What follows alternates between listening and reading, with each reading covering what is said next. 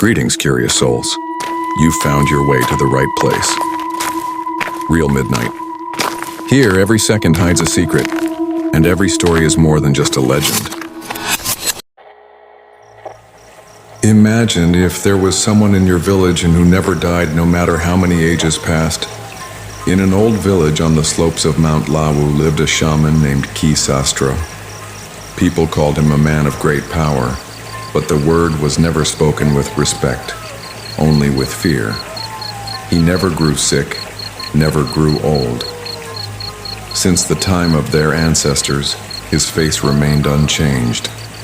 An old man in a black robe with piercing eyes and a deep voice that could make children cry for no reason.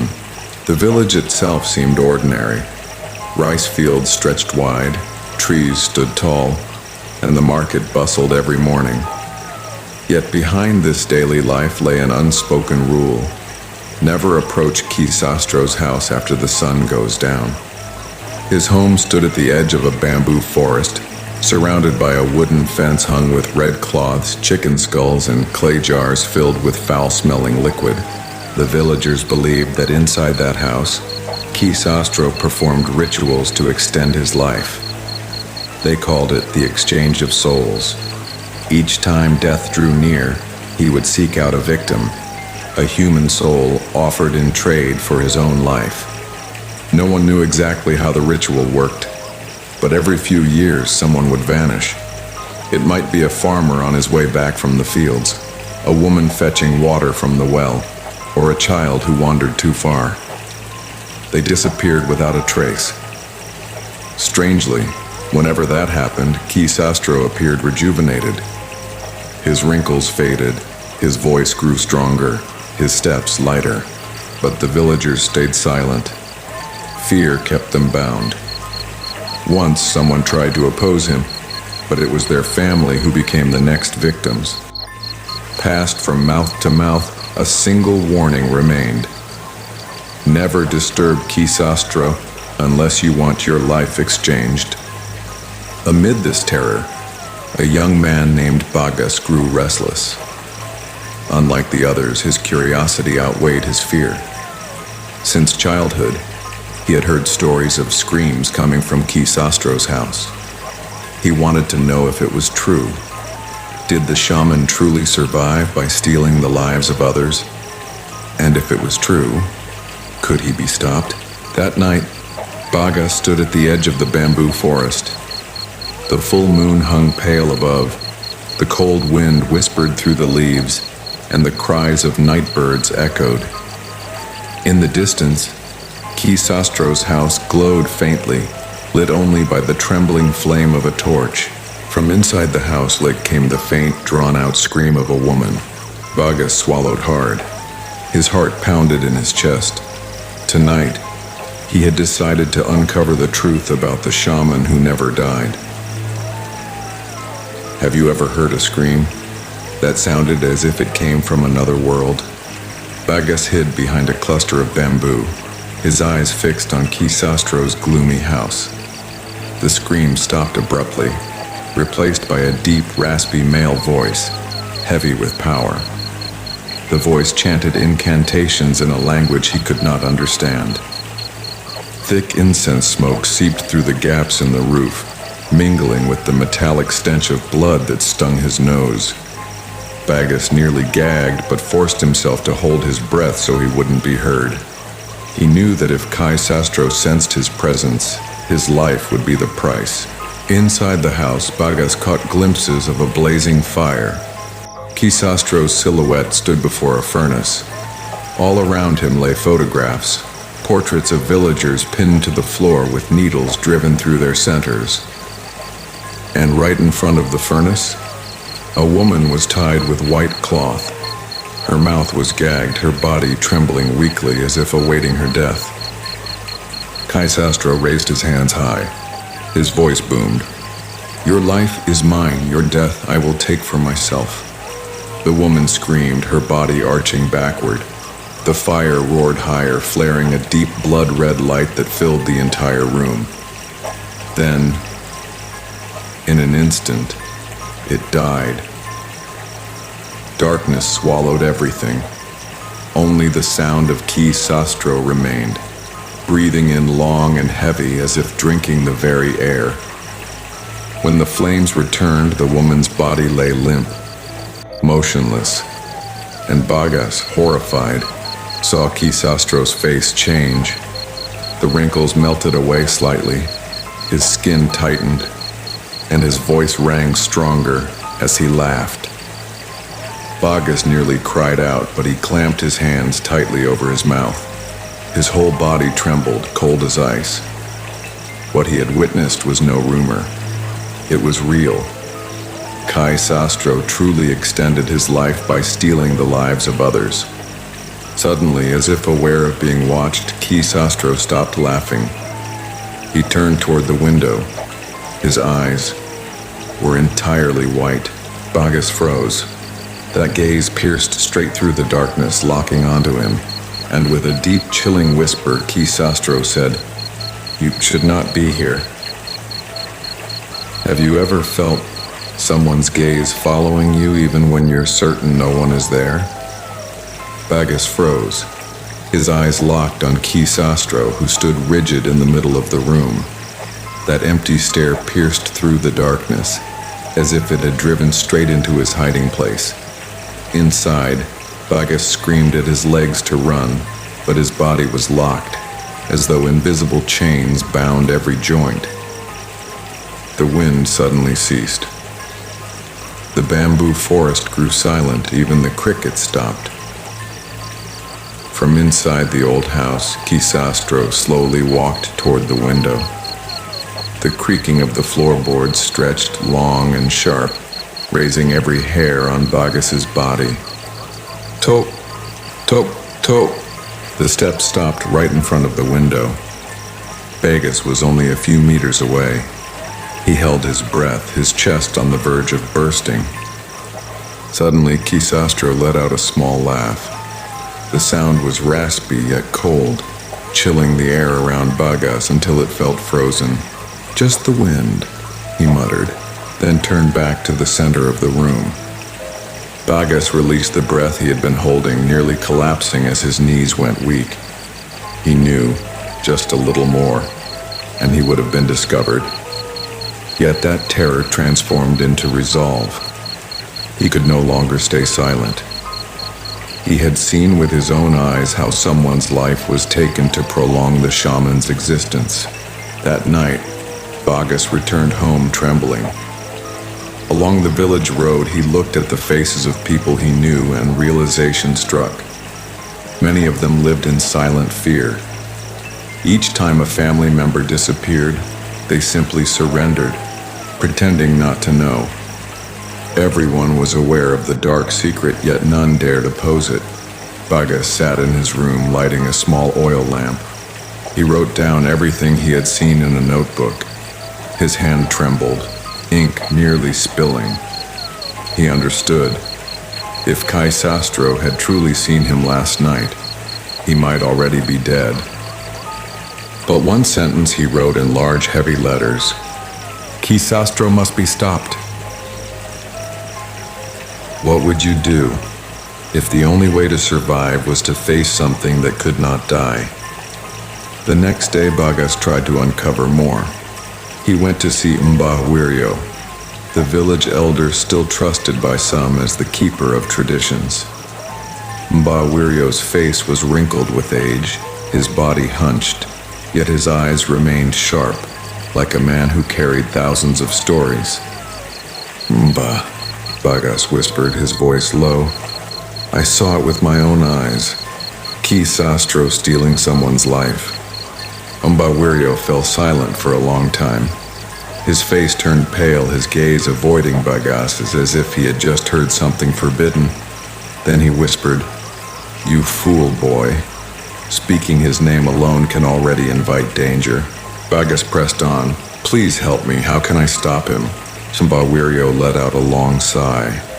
His hand trembled as he pulled a small pouch from the back of a cabinet. Inside was a handful of dry soil mixed with withered flowers. "This is earth from an old grave." The only thing Sastro fears, because this is where he first made the pact. Bagas listened carefully as Mbawirio continued. Long ago, Sastro was just an ordinary shaman. He craved power. He longed for eternal life. So he sought the knowledge of soul substitution. That knowledge bound him to dark spirits. As long as he offered human sacrifices, his death could be delayed.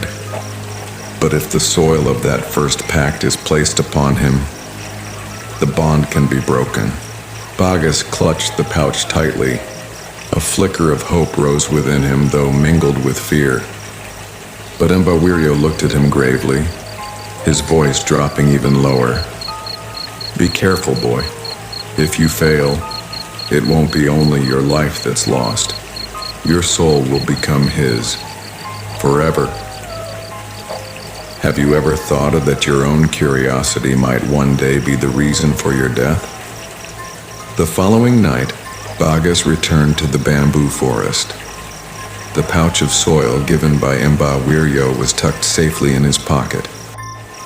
A half moon hung pale in the sky, while the wind carried strange sounds, like the whispers of many voices, yet unclear.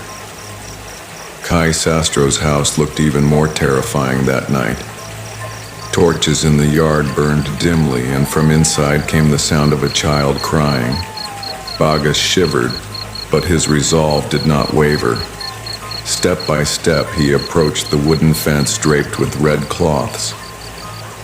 Just as he was about to enter, suddenly, a massive black dog emerged from the bushes.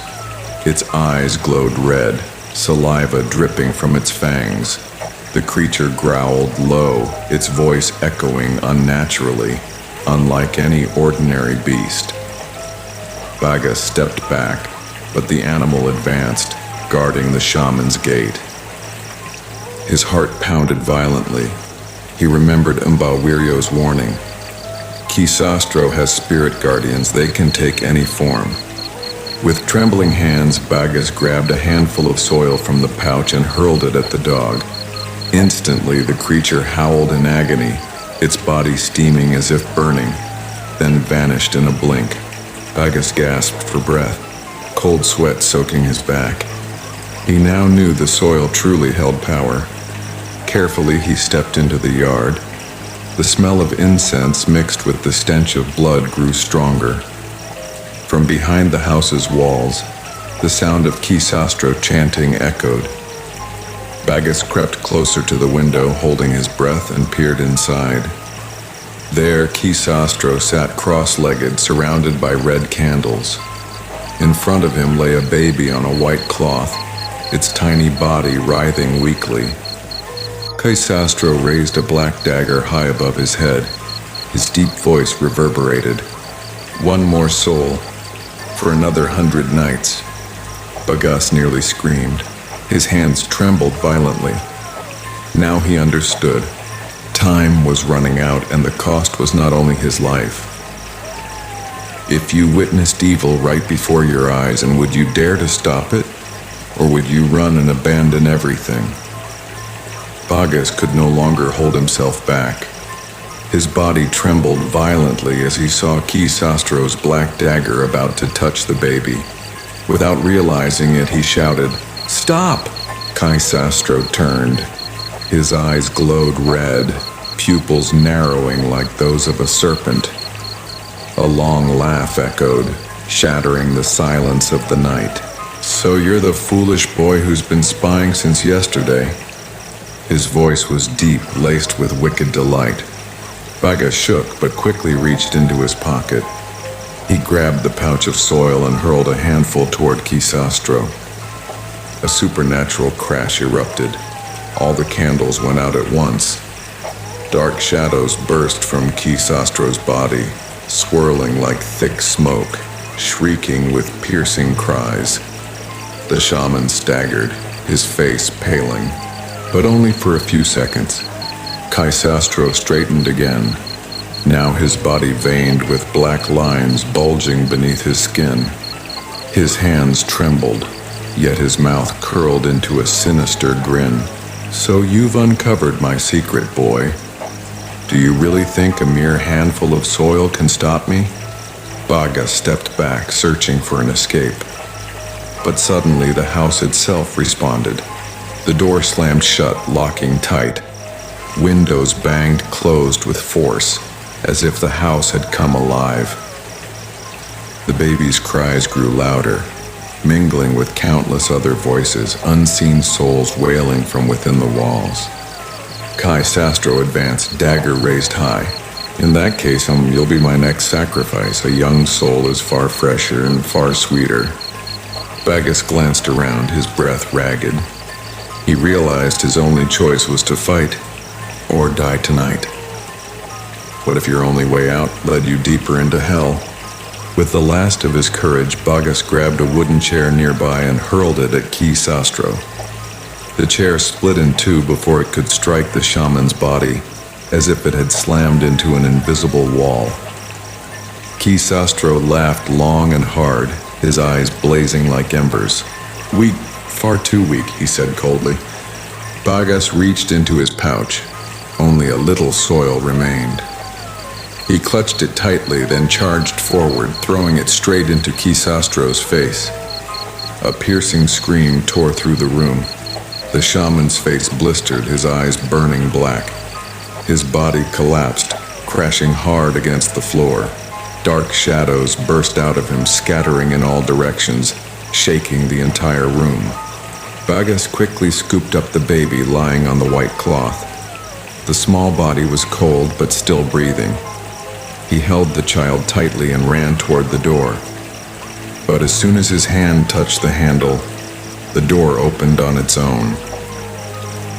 Outside, the village path lay in pitch darkness, thicker than ever before. No stars, no moonlight, only a consuming void. Baga stepped out trembling, when a faint voice echoed behind him. "Boy." He turned. Kai Sastro was standing again. His body partly ruined, his face charred, yet his eyes still burned red. Thick smoke poured from his mouth, and in his hand, the black dagger reformed from shadows. "No one leaves this house without leaving their life behind." Bagas clutched the baby tighter. Cold sweat dripped, his breath short and ragged. He realized this night was no longer just a struggle to save an infant's life, but a fight to the death against something that could not die. Have you ever felt that no matter how far you run, you're only circling back to the same place? Bagas ran out of the house carrying the baby in his arms, but every step brought him back to the same spot. The bamboo forest he once knew was gone, replaced by an endless dirt path, shrouded in thick mist. He looked back. The house of Ki Sastro was still there, no matter how far he had run. That house clung to him like a shadow. Kai Sastro's voice echoed from every direction. "Run as far as you want, Baga, but you'll always be inside my circle." Suddenly, the ground beneath Bagas cracked open. Black hands shot out, grabbing at his legs, trying to drag him down. Bagas screamed, struggling to break free while clutching the baby tightly to his chest. In panic, he grabbed the last bit of soil from his pouch. There was barely any left. He threw it onto the fractured earth. Instantly, the black hands burned away, vanishing with a long shriek. The crack sealed shut, but the ground shook violently. Bagas stumbled, nearly falling. His breaths came fast, his body exhausted. He knew his supply of soil was almost gone. Once it was, nothing would be left to protect him. In the distance, the faint sound of a small bell rang out. Bagas turned his head, and through the mist he saw a flicker of red light, like a torch. But strangely, it floated in the air, as if guiding him. He had no choice. With what little strength he had left, he followed the light. But behind him, the sound of footsteps echoed. "Tope!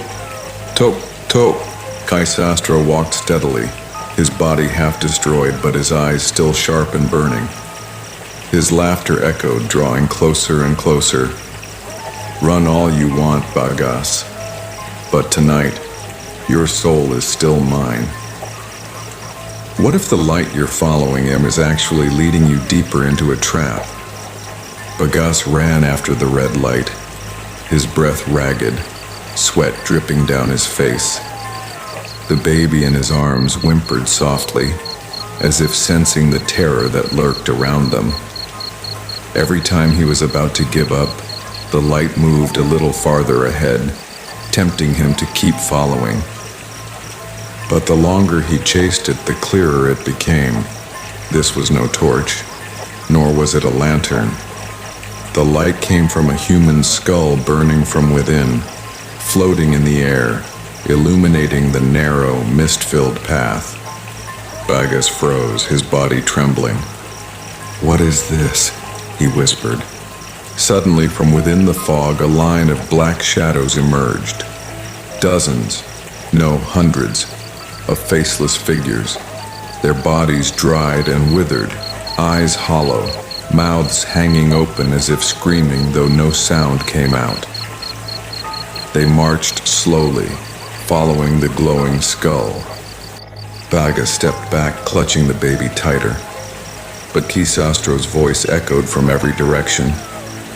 "These are them, the sacrifices before you. They walk forever, never entering heaven, never returning. Soon you will join them." Then one of the figures stopped. It turned its head directly toward Bagas. Its face was faint at first, but then grew clearer.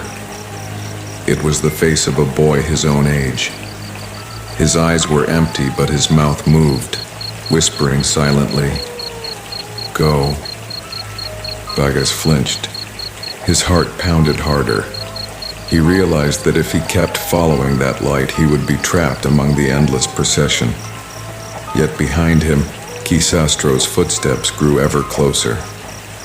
He was faced with an impossible choice: confront the shadows of countless sacrifices, or wait for Kisastro to claim him. If you had to choose between fighting hundreds of cursed souls or a shaman who cannot die, what would you do? Bagas held the baby tightly in his left arm, while his right hand dug into his pocket for the last of the soil. Only a few grains remained. He knew it wasn't enough to fight against hundreds of spirits, but he also knew that surrender meant death. With trembling hands, he threw the remaining grains of soil toward the glowing skull. The red light instantly went out, vanishing into a burst of black smoke. At once, the line of spirits halted, their bodies slowly disintegrating, scattering into thick dust. Silent screams echoed, piercing Bagas's ears even though no sound could be heard. But his victory lasted only a moment. "Clever, but foolish." Kisastro's voice came from directly behind him. Bagas turned. The shaman stood tall, his body further decayed, yet his face radiated an even greater hatred. Thick black blood dripped from his mouth, but the spectral dagger in his hand looked sharper than ever, gleaming like wet glass. He stepped forward, each footprint leaving a black stain on the ground. "Your soil is gone, boy. Now, what else can you do?" Bagas's mind raced, his eyes searching desperately around him. Then he saw something. On the ground, half buried, a small object glowed faintly. It looked like a white bead. Quickly, he snatched it up. The moment he touched it, the bead pulsed and a faint voice whispered in his ear, "Use me, before it's too late." Bagas froze. That wasn't a human voice, nor was it the voice of a spirit. It was the voice of something far older. What if the only weapon that could save you was itself a far more terrifying curse? Bagas clutched the bead tightly. Its pulse quickened, heat spreading into his hand. The baby in his arms cried loudly, as if rejecting the object. But Bagas knew he had no other choice. Kisastro stopped in his tracks, his eyes narrowing at the sight of the white bead. His face shifted from confident to furious. "Where did you get that?" His voice trembled, this time filled with rage mixed with fear. Bagas stared at him, though his body shook violently. "What is this?" he whispered. Kai Sastro growled. "It's not yours. That is an inheritance that should have been buried with me." Suddenly, the ground trembled. Beneath Bagas's feet, a massive crack split open. A cold wind swept through, carrying the stench of blood and sulfur. Faint sounds rose. Not human wails anymore, but howls of something far more ancient. The bead glowed brightly, a blinding white light bursting forth. For a moment, the surrounding darkness vanished, revealing Kisastro's true form. He was no longer human. His body stretched tall and gaunt, skin covered in black symbols, arms elongated with iron-like claws, and his face half a skull with burning red eyes. His scream shattered the air. "You don't understand. Anyone who holds that bead will never live a normal life again." Bagas staggered, nearly dropping the bead, but then a faint whisper came again from within it. "Choose. Will you destroy him or become like him?" Bagas looked at Kisastro, then at the baby in his arms. His decision would determine whether the curse ended or was passed on to him. "What if your choice determined whether you became the savior or the heir of darkness itself?" Bagas stood at the edge of the cracked earth, his body trembling as he held the glowing white bead that shone ever brighter. The baby in his arms screamed, its cries mixing with strange howls rising from within the ground.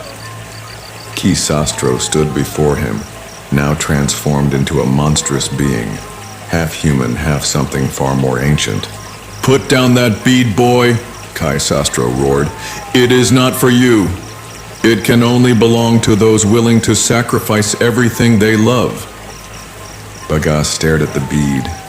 The faint whisper still echoed, "Use me, or destroy me."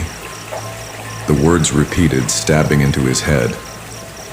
He nearly staggered, his mind in chaos. Memories of his childhood surfaced. His grandfather once told him of an eye cursed by the ancestors, a relic that could decide the life and death of a shaman, an object that would only appear when the last of the bloodline was close to extinction. "Is this what Grandpa meant?" he whispered. Kisastro laughed, the sound more like shrieking metal scraping together. "Correct. That is the ancestor's eye. With it, I could live another 1,000 years. You are nothing but a vessel, Bagas, a temporary carrier. Hand it over, and I'll grant you a swift death." Bagas stepped back. The ground around him split further, faint flames bursting from the cracks. The baby in his arms reached out toward the bead with its tiny hands. For a moment, Bagas saw the baby's eyes glimmer, not with the light of a normal human, but with the same white glow as the bead he held. Bagas froze in shock. "Could it be, you're the chosen one?" Kisastro roared in fury, lunging forward as black chains suddenly erupted from his back. The chains whipped around, trying to seize the baby from Bagas's arms. Panicked, Bagas raised the bead high above him. A surge of white light exploded outward, forcing Kisastro back several steps. His monstrous body writhed in pain, the black symbols on his skin cracking open as thick black blood poured out. But the terror was not over. The bead itself began to fracture from within, lines of light spreading across its surface. The once soft whisper transformed into a deafening cry. "Choose now, Bagas. I can only destroy one soul, you or him." Bagas looked at Kisastro writhing in agony, then down at the baby in his arms. The choice before him would decide who inherited the curse, and who would vanish forever. What if, to end the darkness, you had to give up your own life? Bagas panted heavily, the white bead trembling violently in his hand. Kisastro thrashed in fury, his glowing red eyes filled with hatred. "Give it to me. You cannot bear it. Let me live on, boy. Let me be eternal." The voice from the bead grew louder, drowning out every other sound. If you channel your strength, you can destroy him. But remember, you will not return. Bagas shut his eyes, tears streaming down his face. Memories flooded back, the whispers from the graves, the endless march of sacrificed souls, the innocent faces trapped by Ki Sastro for decades. He realized it would never end, unless someone chose to end it. He looked at the baby in his arms. You must live, and not me. With unwavering resolve, Bagas gripped the bead with both hands and pressed it against his own chest. A blinding white light flared, lifting his body into the air. Ki Sastro screamed, trying to approach, but his body was hurled back by the blast of radiance. Ah! Ki Sastro shrieked.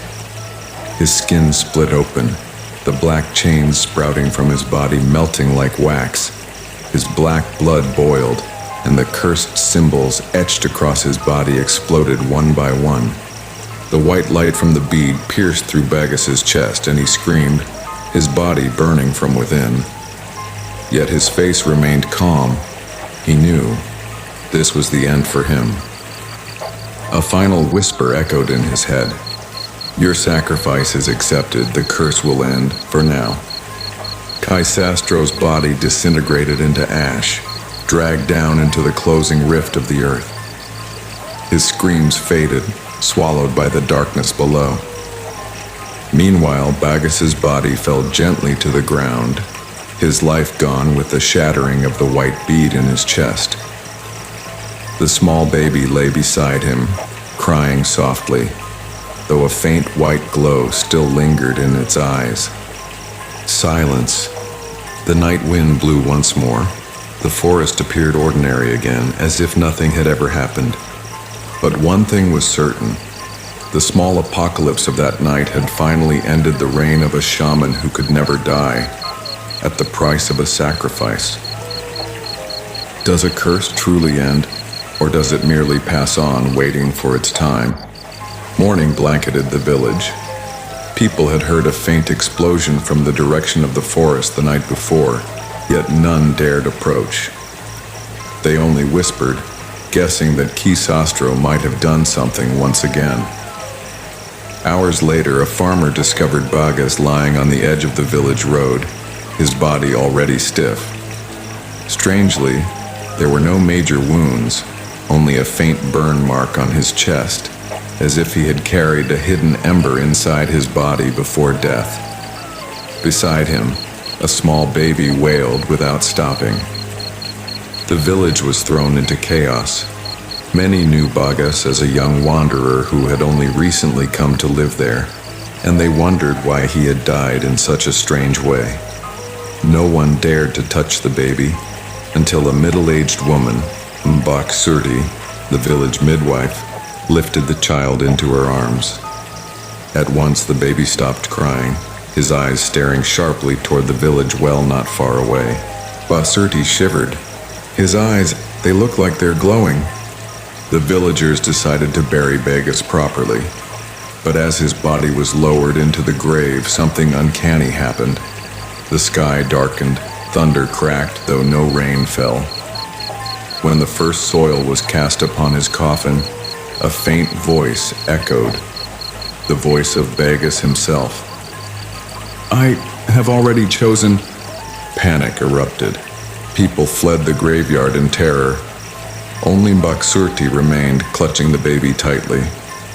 She gazed into the grave, her face pale. Bagas's voice came again, clearer this time. Take care of him. Do not let him be alone, for within him, something is not yet finished. Then silence. The earth grew still once more, as if nothing had ever happened. But from that day forward, the village began to be haunted by strange signs. The faint rattle of chains sometimes drifted from the rice fields at midnight. Wet footprints appeared on doorsteps without rain, and the baby in Mbak-Surti's care often stared blankly into the darkness, his eyes reflecting a faint white glow, as if something of Ki Sastro had not been completely destroyed. What if the sacrifice you thought ended everything was only the opening for a new darkness to rise? Years passed.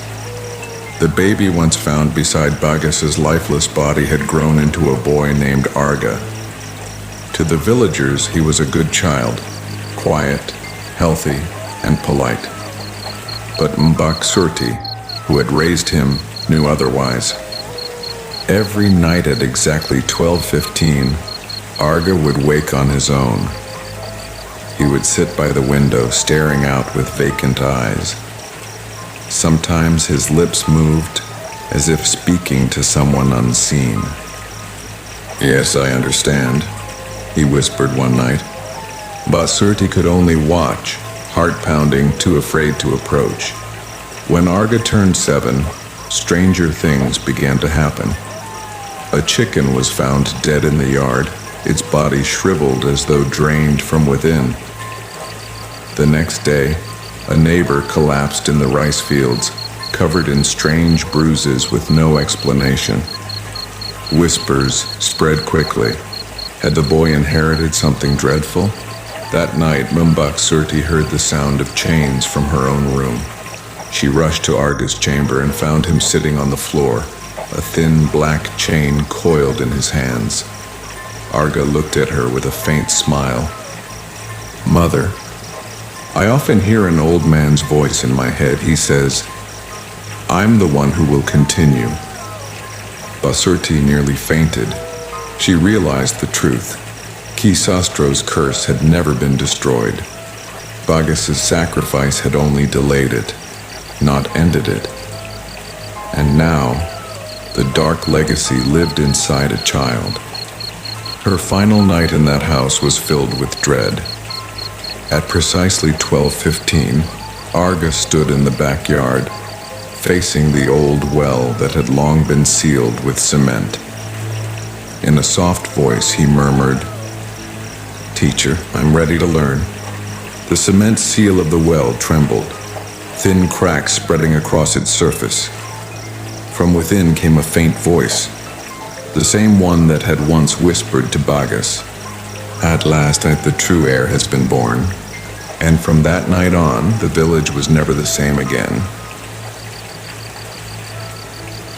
The shaman who never died was never truly gone. He was only waiting within the blood of his heir.